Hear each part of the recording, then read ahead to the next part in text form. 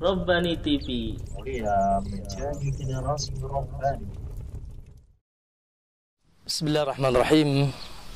Assalamualaikum warahmatullahi wabarakatuh. Innal hamdalillah nahmaduhu wa nasta'inuhu wa nastaghfiruh wa na'udzu billahi min shururi anfusina wa min sayyiati a'malina. May yahdihillahu fala mudhillalah wa may yudlil fala hadiyalah. Asyhadu an la ilaha illallah wahdahu la syarikalah wa asyhadu anna Muhammadan abduhu wa rasuluh, amma ba'd. Ma'asyiral muslimin wal muslimah yang insyaallah dicintai dan dimuliakan oleh Allah Subhanahu wa taala. Alhamdulillah, kita memuji dan bersyukur kehadirat Allah Subhanahu wa taala di hari ini, dan sampai saat ini kita masih diberikan kesempatan oleh Allah Subhanahu wa taala untuk menghirup udara segar, dipanjangkan umur oleh Allah Subhanahu wa taala, pertanda Allah Subhanahu wa taala masih menginginkan kebaikan kepada kita. Namun ketahuilah kaum muslimin yang dimuliakan Allah Subhanahu wa taala, bahwasanya kehidupan seorang hamba tidak akan lepas dari lika-likunya. Kehidupan seorang hamba tidak akan pernah lepas dari cobaan dan ujiannya. Roda kehidupan akan terus berputar. Roda kehidupan akan terus berputar. Namun Allah Subhanahu wa taala menghendaki agar hambanya senantiasa bahagia di setiap keadaan, dalam keadaan-keadaan kehidupannya. Kalau kita renungkan, roda kehidupan yang ada di dunia ini tidak lepas dari tiga keadaan. Siapapun Anda, saya, siapapun yang ada di dunia ini, kalau dia perhatikan bagaimana roda kehidupan yang berjalan pada dirinya, maka dia akan dapatkan dalam kehidupannya tiga keadaan, dan di atas ketiga keadaan itulah berputar roda kehidupan. Allah Subhanahu wa taala Maha Rahim, yang Maha Rahman, yang Maha Pengasih dan Penyayang, menginginkan hambanya berbahagia di atas seluruh keadaan kehidupannya ini.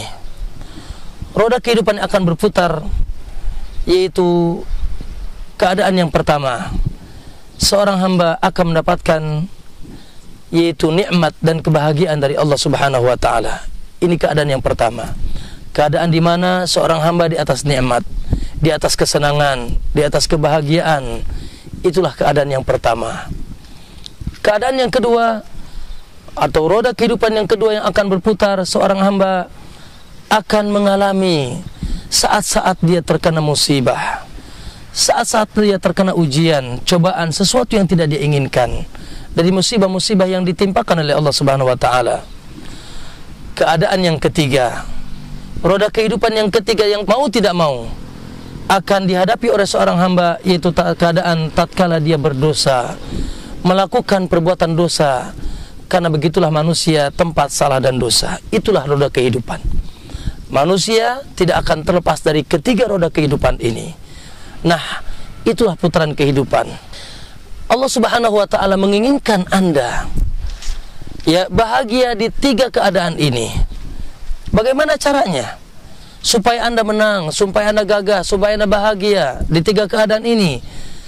Maka Anda harus memanage ketiga keadaan ini dengan baik, sesuai dengan pengaturan Allah Subhanahu wa taala. Maka ma'asyiral muslimin rahimakumullah, Allah Subhanahu wa taala menuntun kita untuk menuju jalan kebahagiaan, jalan yang lurus, jalan bahagia, jalan indah di setiap kehidupan kita.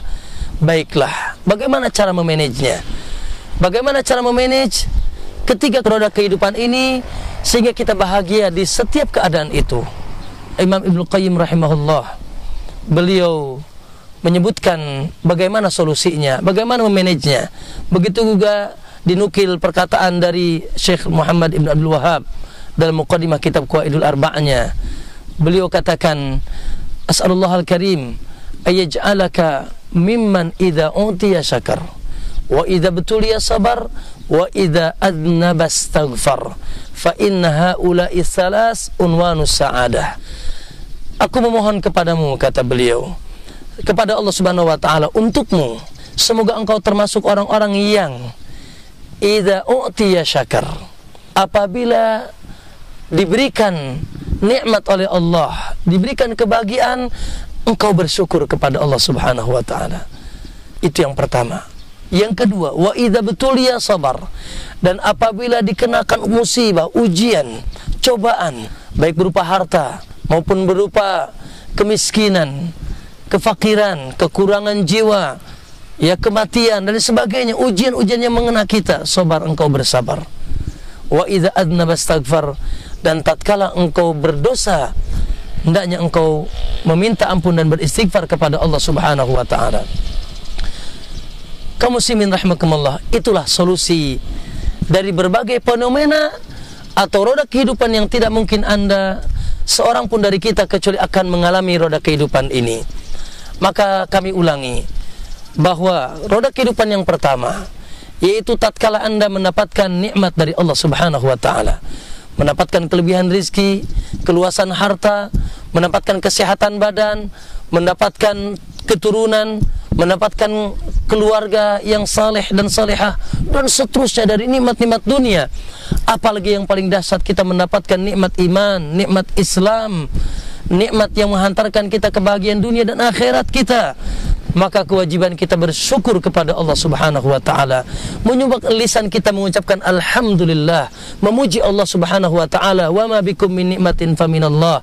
Tidak ada nikmat yang mengena kepada kita kecuali dari Allah. Tidak ada yang bisa memberikan, hal min khaliqin yarzuqukum minas sama'i wal ard. Apakah ada ilah, Tuhan yang bisa memberikan rizki kepada engkau di langit dan di bumi? La ilaha illa huwa. Tidak ada ilah yang berhak disembah sebagaimana tidak ada ilah yang memberikan rizki kepada kita kecuali Allah Subhanahu wa taala. Maka kewajiban kita bersyukur, lisan kita mengucapkan alhamdulillah, hati kita meyakini bahwa saja tidak ada nikmat yang datang kecuali dari Allah, dan kita menggunakan nikmat-nikmat itu di atas perkara yang diridhai oleh Allah, dan kita melaksanakan apa yang diperintahkan oleh Allah Subhanahu wa taala.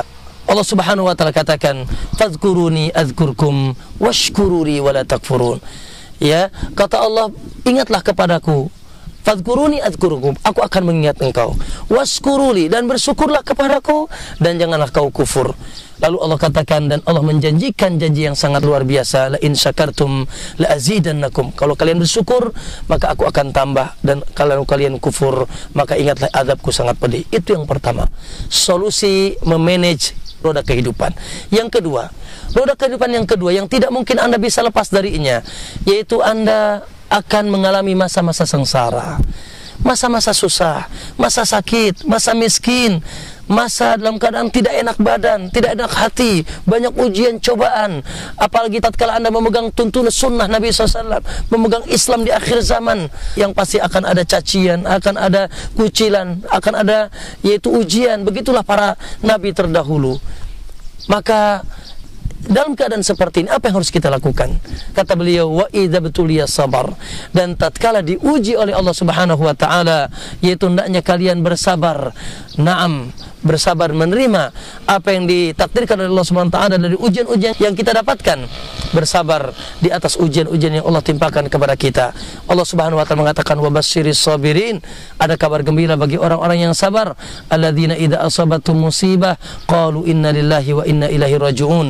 Orang-orang yang tatkala diberikan musibah, dia mengatakan inna lillahi wa inna ilaihi raji'un. Sesungguhnya kami milik Allah dan sesungguhnya kami hanya kembali kepada Allah Subhanahu wa taala. Inilah yang Nabi katakan dalam sebuah hadis, ajaban li amril mu'min, sangat menakjubkan urusan seorang mukmin, seluruh perkaranya baik. Apabila dia mendapatkan nikmat, maka dia bersyukur, dan apabila dia mendapatkan musibah, dia bersabar. Ya, maka tidak ada jalan bagi kita kecuali bersabar kepada Allah dengan ujian Allah Subhanahu wa taala, dan pasti di balik kesabaran kita memberikan hikmah yang besar dan pahala yang besar. Allah katakan, innama yuwaffas sabiruna ajrahum bighairi hisab. Allah yaitu akan membalas orang-orang yang bersabar dengan pahala yang sangat besar dan tidak terbatas di sisi Allah Subhanahu wa taala. Satu lagi, roda kehidupan yang terakhir, yaitu wa idza adnaba astaghfar. Apabila engkau berdosa, engkau beristighfar. Itulah tabiat seorang makhluk yang dhaif, yang senantiasa terbawa oleh hawa nafsu, tergoda setan, melaksanakan perbuatan dosa, dosa kesyirikan, menyekutukan Allah, dosa kebid'ahan, menyelisihi sunnah Nabi SAW, kemaksiatan dengan penyakit-penyakit syahwatnya, maksiat mata, maksiat telinga, maksiat yaitu pendengaran, maksiat perut, kemaluan kita, ya kita mengikuti hawa nafsu kita, melanggar perintah-perintah Allah yang jelas dilarang oleh Allah Subhanahu wa taala. Maka Allah Subhanahu wa taala katakan, "Qul li ibadiyalladzina asrafu," katakanlah kepada hamba-hambaku yang melampaui batas, la taqnatu min rahmatillah, jangan putus asa dengan rahmat Allah. Innallaha yaghfiru dzunuba jami'a, Allah akan mengampuni seluruh dosa selama kita mau bertobat kepada Allah Subhanahu wa taala. Ya ayyuhalladzina amanu tubu ilallahi taubatan nasuha, tobatlah kepada Allah dengan tobat yang sebenar-benarnya. Asa rabbukum ayyukaffir ankum sayiatikum, semoga Allah akan menghapus dosa-dosa kalian, wa yaghfir lakum dzunubakum, dan mengampuni dosa-dosa kalian. Subhanallah, tidak pernah Allah mengatakan aku tidak akan mengampuni dosa kalian selama masih ada hayat di kandung badan, selama nafas belum sampai tenggorokan, selama matahari belum terbit dari barat. Allah masih membukakan tangannya di siang hari bagi para pelaku dosa di malam hari. Allah masih membukakan tangannya di malam hari bagi para pelaku dosa di siang hari. Maka tidak ada istilah terlambat, tidak ada kata putus asa bagi seorang mukmin. Nah, tatkala terkumpul dua perangai ini, tiga solusi itu Anda lakukan, maka fa inna haula'i salas, tiga perkara ini unwanus sa'adah, merupakan sumber kebahagiaan seorang hamba. Maka jadilah Anda sebagai orang yang tatkala mendapatkan nikmat bersyukur kepada Allah Subhanahu wa taala dengan sebenarnya syukur, dan tatkala Anda melakukan dosa, mendapatkan musibah, ujian, cobaan, baik dalam masalah dunia maupun masalah agama, Anda bersabar di atas cobaan Allah. Pasti ada hikmah besar dan ada pahala yang besar di sisi Allah Subhanahu wa taala. Dan tatkala Anda melaksanakan dosa, melakukan dosa, maka bersegeralah bertobat kepada Allah Subhanahu wa taala. Wallahu taala alam. Barangkali sedikit itu yang bisa disampaikan, semoga bermanfaat bagi kita. Wassallallahu wasallam ala nabiyina Muhammad. Wassalamualaikum warahmatullahi wabarakatuh.